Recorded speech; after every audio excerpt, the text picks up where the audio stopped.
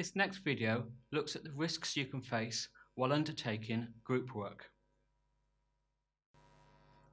When you are working in the construction industry, you're going to come across risk. You're going to need to face it and try and mitigate it and reduce it. You'll have probably come across risk assessment in year one in relation to health and safety and how you reduce accidents on a construction site. But risk isn't just associated with health and safety. Any teamwork, group work, project work that you undertake has a built-in risk. You need to be able to identify and see these risks and manage the process of trying to mitigate them and reduce the impact that they have on the project work that you undertake. The video will explain how you undertake this process through a risk assessment that focuses on teamwork. So what could possibly go wrong when you undertake group work? The following tales are taken from students and their experiences and the problems they faced while undertaking group work. He said he was getting on okay. He said the same at every meeting. When it came to handing in the work, there was hardly anything there. The guy who was collecting everything together got the wrong date.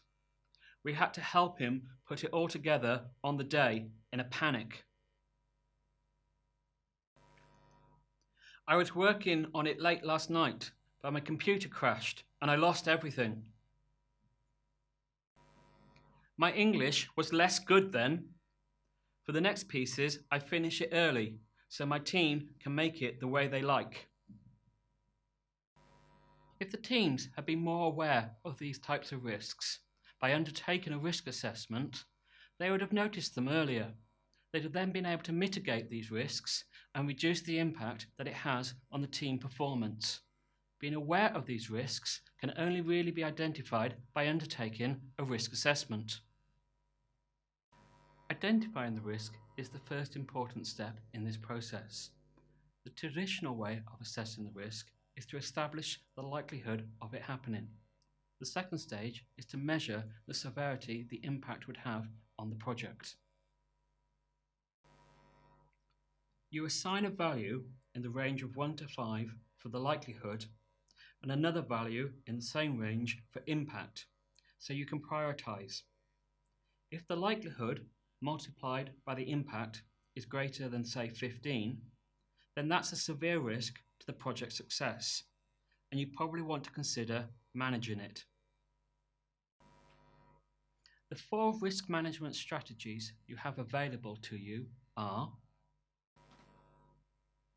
Number 1, avoid entirely by reducing the likelihood to 0. Number 2, mitigate the risk by finding a way to reduce the impact or a way to reduce the likelihood so the severity falls below 15. Number 3, transfer the risk by outsourcing the task to some other agency. However, be warned, this is not possible within the integrated project. Accept the risk, but work out a contingency plan. Therefore, undertaking a risk assessment in relation to teamwork means that you should be able to identify the risks before they happen. If they then occur whilst undertaking the project work, you can mitigate them because you have an action plan to deal with such circumstances.